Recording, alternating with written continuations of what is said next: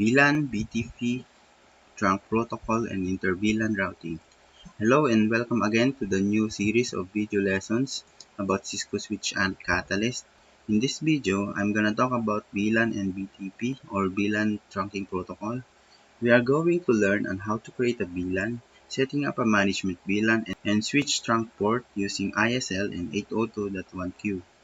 We're gonna learn about the different VTP modes and its importance. Lastly, we will configure inter-VLAN routing using multi-layer switch to route the traffic from different VLAN. This is similar to router on a stick.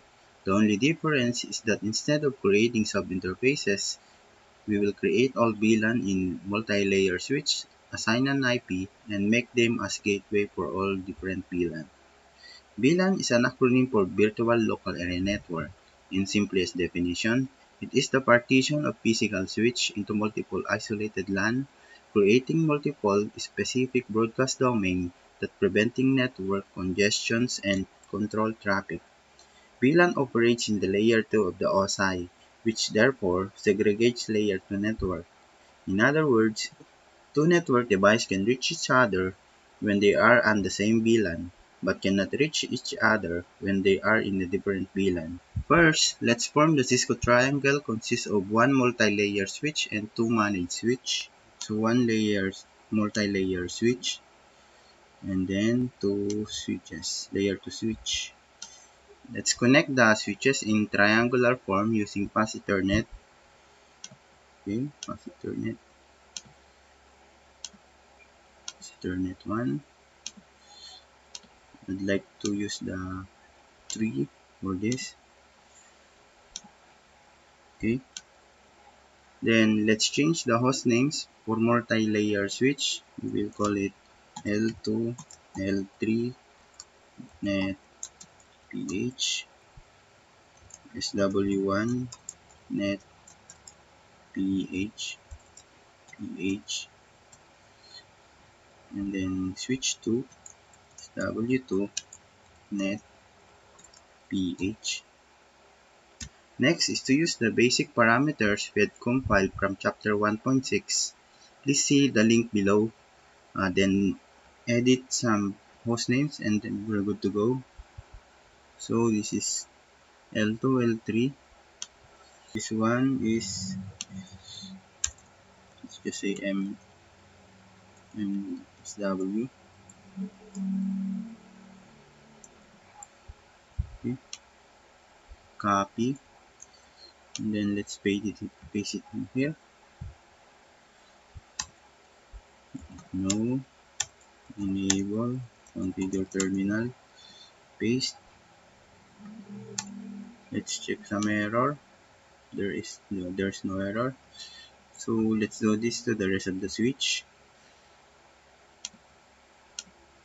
Okay. This one should be SW1. Then since the switch does not support banner login, we'll just use the banner MOTD. Copy. Then enable configure terminal. Paste. Let's check. Everything is good. And the last one.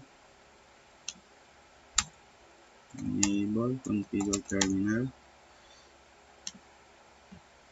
Okay. Switch 2. Just copy from banner MOTD and then paste.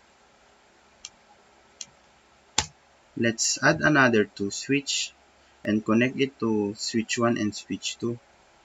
So let's add another 2 switch. Okay. Another switch here. And then switch 3. It's W3 net EH. Then it's W4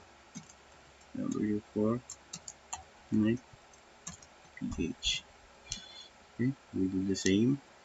Oh, it's same device, cross cable.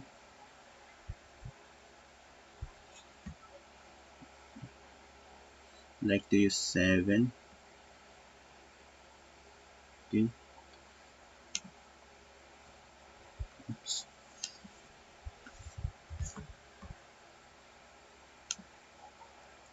7.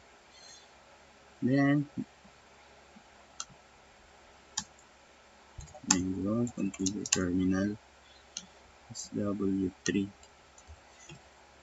copy and paste. Next, switch 4, copy,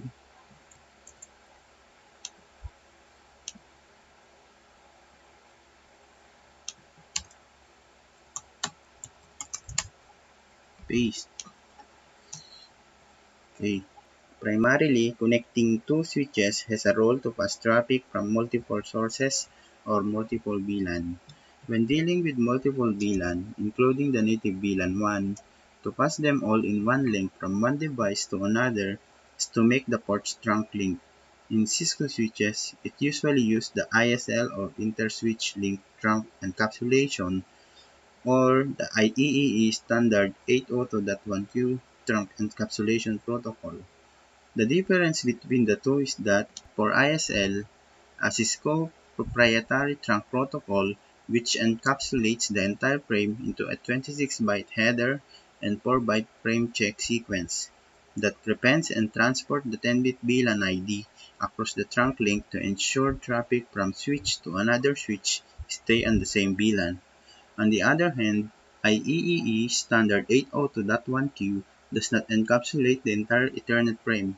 Rather, it injects a 32-bit field into the Ethernet frame between MAC address and the Ether type length fields of the original frame. The 32-bit in that one Q field are broken into four specific sections. The first is the 16-bit being the TPID, the next three being the PCP, followed by the CFI, and lastly the BID. The TPID or the Tag Protocol Identifier is a 16-bit field. It is set to a value of 0 by 8100 in order to identify the frame as an IEEE 802.1q. The priority code point or the PCP is a 3-bit field that refers to the IEEE 802.1p priority.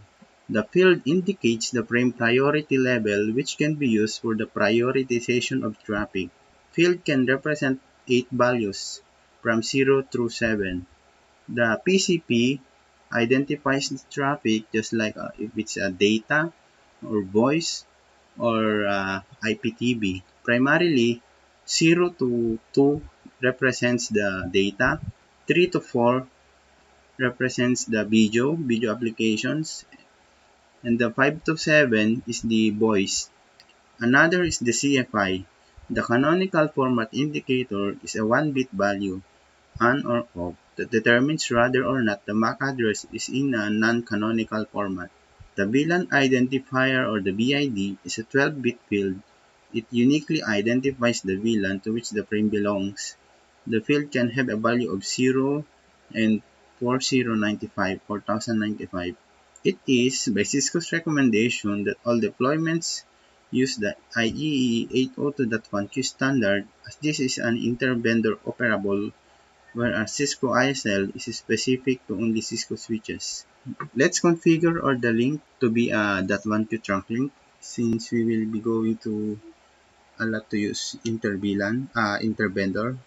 To configure the port, configure ports in trunk link, issue the command switch port trunk encapsulation.1q switch trunk move trunk for the multi-layer switch. So to the interface pass Ethernet 01 and switch port trunk encapsulation.1q switch port mode trunk. Another interface is the interface pass Ethernet 03 interface of encapsulation switch port trunk encapsulation.1q switch port mode trunk. Okay, sit. Another is the switch 1 port interface pass Ethernet 01 switch port mode trunk exit interface pass Ethernet 07, switch port mode trunk. We do this only for the layer to switch. We don't do the switch port trunk encapsulation. That one queue for layer to switch. Okay, so for switch 3, we have pass Ethernet 7, oops, 07, switch port mode trunk. Exit. Then we'll switch to web 2 links, interface path 01, 3, I guess, switch port mode trunk, exit, interface path Ethernet 07, switch port mode trunk. The last switch, interface path Ethernet 7, switch port mode trunk. Okay, exit. Let's now create VLAN 888 and multi-layer switch, switch 1 and switch 2 with description management 1, and VLAN 999 for switch 3 and switch 4 with description management 2. But instead of creating them manually in every switches, let's enable the BTP or the VLAN trunking protocol that allows propagation of VLAN from a single switch to multiple switches. VLAN trunking protocol works in a server-client fashion that requires you to configure a single BTP server and all others are BTP client. Without BTP, imagine a 100 plus or 1000 plus switches and you go each and every one to add remove a VLAN, which consumes so much of your work hours in a day. In BTP version 2, you can only propagate up to 1005 VLAN, while BTP version 3 allows you to propagate up to 4095 VLANs. Let's configure our switches with BTP, making the multi-layer switch as a BTP server, while the rest are BTP client. To configure the BTP, use the command. Okay, let's go. Let's go to global mode and then BTP mode server for multi-layer switch, and then BTP domain. Let's put a domain, networker, oops, networker net, no, okay, networker ph.com. So be careful to the domain, and then BTP password is, let's say password, but no, BTP, then BTP version 2. Okay, let's turn all the layer to switch into client. Let's start for switch 1. Okay. BTP mode client, BTP domain, networker. Be careful because if you, okay, BTP password, BTP, BTP mode client, BTP domain, networker, bh.com, BTP password, BTP,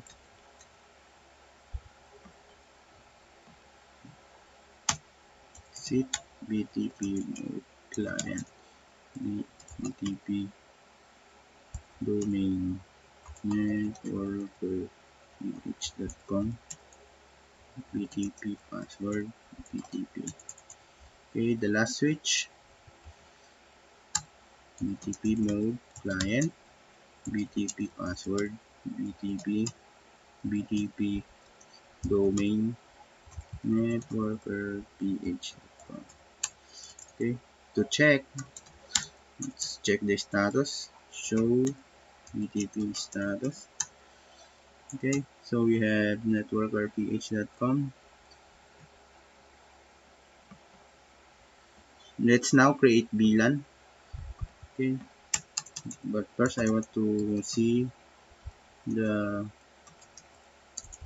BTP status. Okay,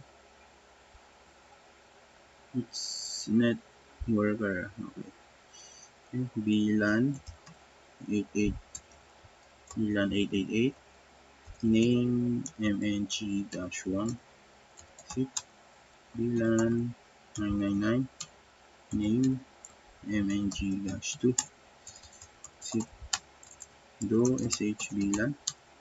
Okay, let's check for the switches. Do shVLAN.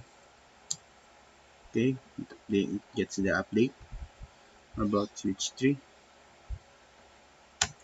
Do shVLAN, do show VLAN. Okay, get, we're good about this one. shVLAN. Oh, we did not get. And let me see about this one. Do shVLAN or the do show VLAN. Oh, it get. Okay, let's troubleshoot what happened. Show VLAN status. Switch BTP status. Sorry. Networker ph.com. AAA. So, did not get an update. So why? Okay, let's check. Do SHBTP start.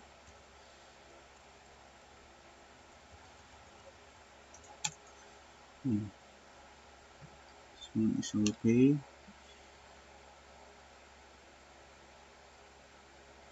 Revision 5, revision 0, C0A, okay, C0XAA did not get.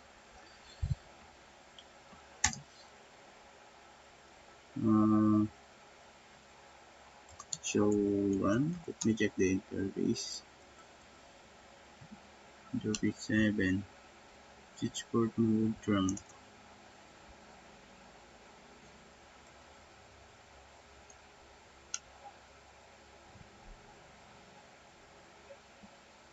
Check the BTP.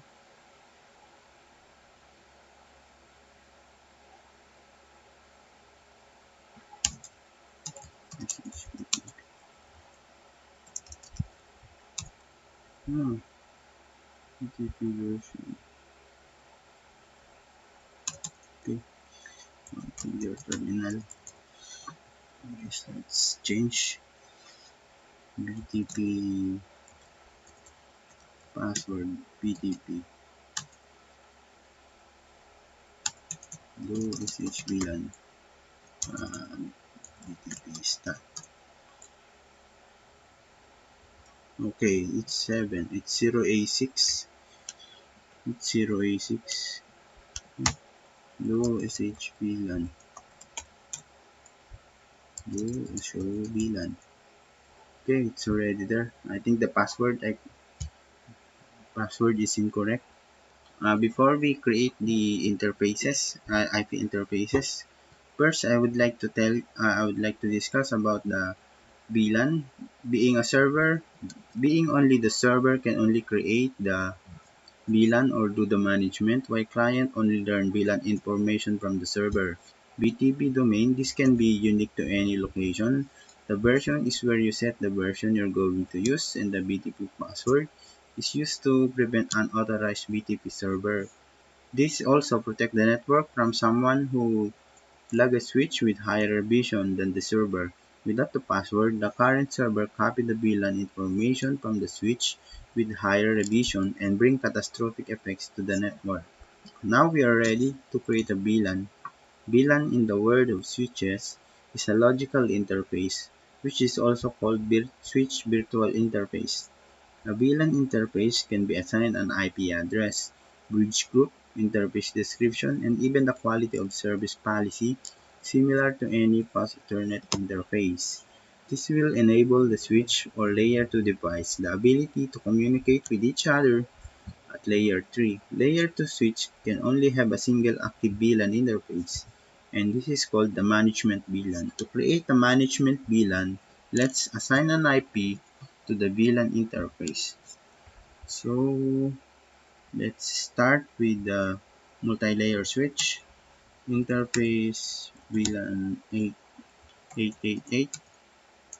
Okay, and then let's use IP address 200.100.1.1 I want to use that 55255.0. Exit. Then I want to put another IP address on the 999 VLAN 999, which is 200.100.2.254/24. Oops, where's the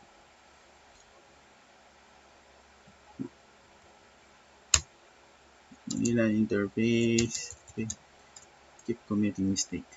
IP address 200.100.2.254.5 sit. And then let's in switch 1 and switch 2 we will only use the VLAN 888, while switch 3 and switch 4 we will use the VLAN 999. So interface VLAN 888 IP address 100.100.1.10. See. Okay. Switch 2 interface VLAN 888 IP address 200.100.1.25/24. And then switch 3 we will use the VLAN 999 instead. Interface VLAN 999 IP address 100.100.2.1.255. Then the switch 4 interface VLAN 999 IP address 100.100.2.2.5. Finally, we have to test our lab setup. Our objective is to ensure that the devices with the same VLAN can reach each other or ping, while devices with different VLAN cannot ping each other. First, let's ping from multi-layer switch to switch 3 and 4. Since multi-layer switch had configured the VLAN 888 and VLAN 999, you can ping all the switches. Ping 200, 100.1.1. Let's do ping. Okay, 100.1.1. So, and you, and then that second, it will take, and the first ping, it will take some time to learn. Okay, then we want to ping 2.1, switch 3. Okay, I can ping the switch 3 and the switch 4. Oops, I don't think I can ping that. 2.2 should be. It's supposed to be a 2.2. Let's just wait.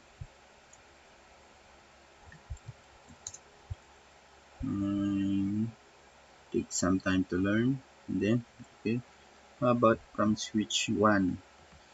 Okay, let me check if I can ping 200.100.1.254.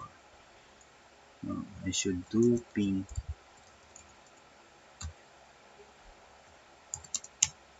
Okay, and about the 2, switch 2. Okay, how about switch 3? Can I ping switch 3?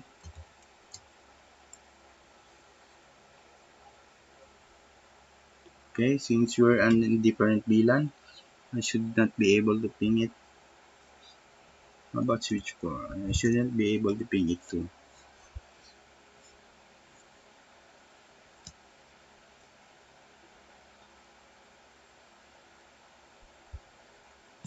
Okay. How about switch 3? Can I ping do ping 200.100.1.1? I don't have a ping. Okay, fail.